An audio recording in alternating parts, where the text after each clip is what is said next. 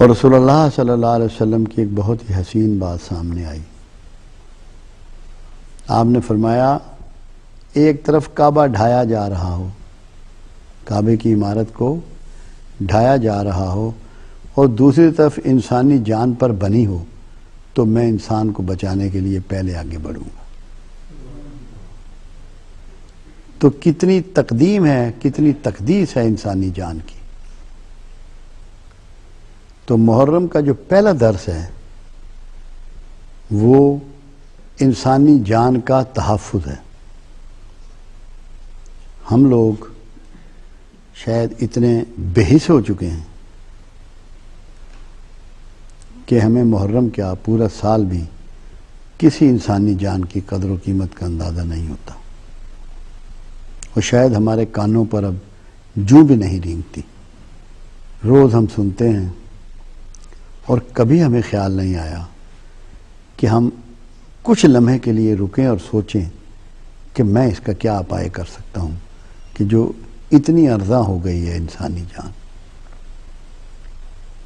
کمال مہربانی کی ڈاکٹروں نے کہ انہوں نے جو بے شمار خواتین اور بچے زچگی کے دوران فوت ہو جاتے تھے،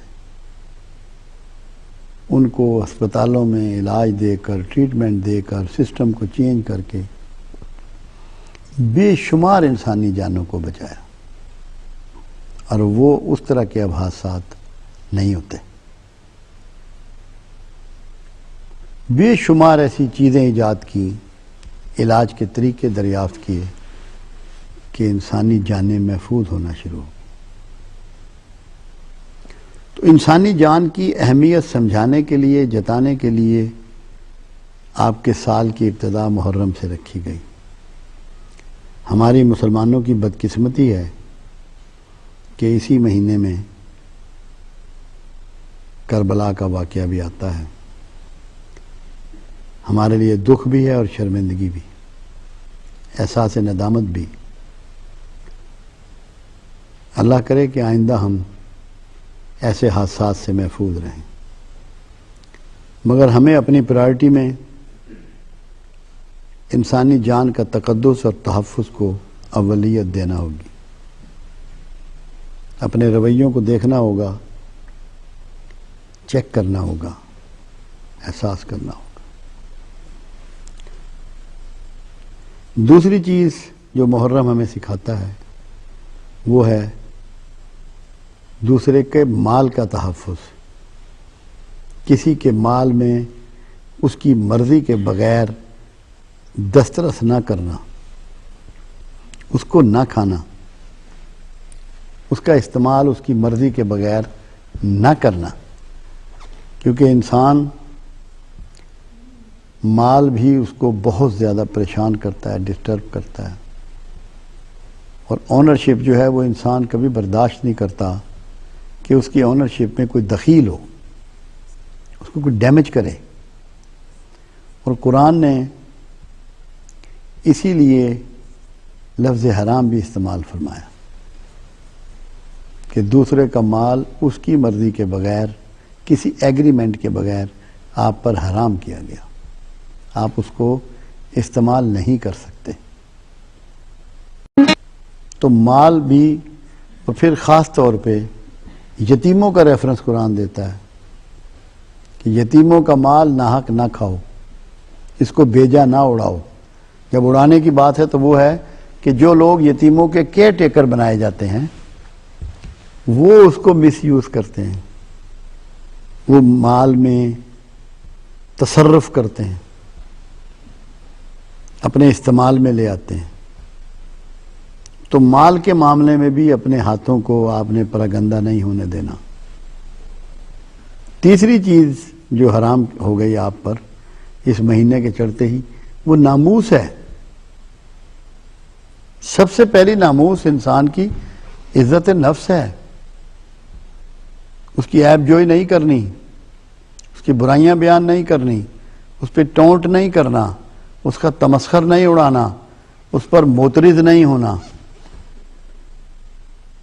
احترام دینا ہے انسان کو، تاکہ اس کی عزت نفس مجروح نہ ہو. یہ ناموس میں آتی ہے. جو اس کی شہرت ہے، جو اس کی پہچان ہے، اس کو داغدار نہیں کرنا.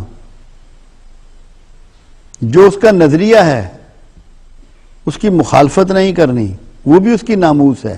ہر آدمی اپنے نظریات کو، اپنے عقائد کو، اپنے مذہب کو، اپنے دین کو، اپنے مسلک کو اپنی ناموس سمجھتا ہے.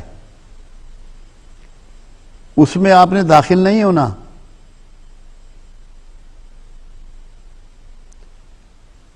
اس کے حرم، اس کی بیوی، اس کی ماں، اس کی بیٹی، ان کی طرف نظر اٹھا کے بھی نہیں دیکھنا.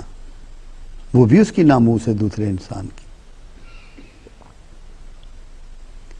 تو دوسرے کی ناموس کا بھرپور اور مکمل احترام کرنا ہے.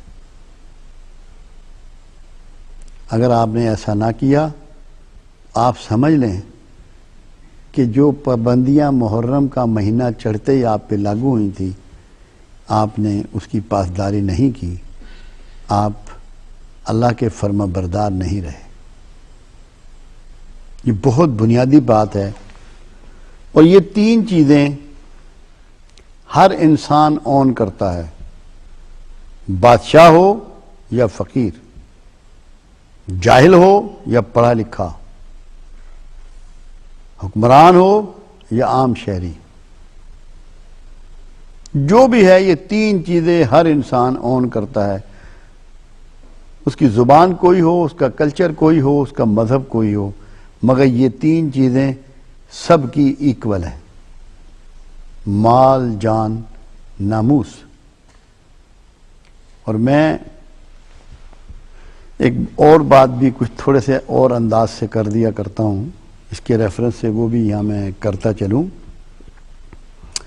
کہ اسلام کا پہلا مہینہ محرم، اسلام کا آخری مہینہ ذی الحج. تو لوگ جانتے ہیں کوئی بھی ادارے ہوں، کوئی بھی بیلنس شیٹ ہو، وہ سال کی ابتدا سے سال کی آخر تک ہوتی ہے، اور آخر میں اس کی سٹیٹمنٹ بنتی ہے، اس کا ریکارڈ بنتا ہے. اس کی سٹیٹمنٹ ڈکلیئر کرنی ہوتی ہے.